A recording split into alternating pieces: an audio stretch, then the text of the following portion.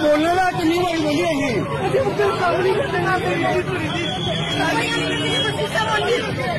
बारी बोली है मेरी थोड़ी है तू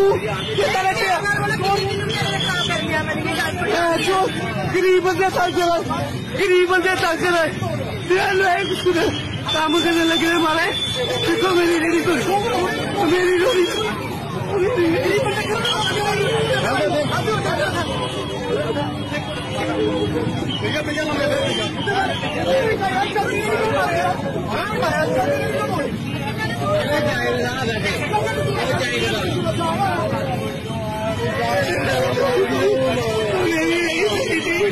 हमारे काम नहीं करते थे गरीब होते तंग करते मेरी रेडी तो नहीं वहाँ क्योंकि मुझे कोई नहीं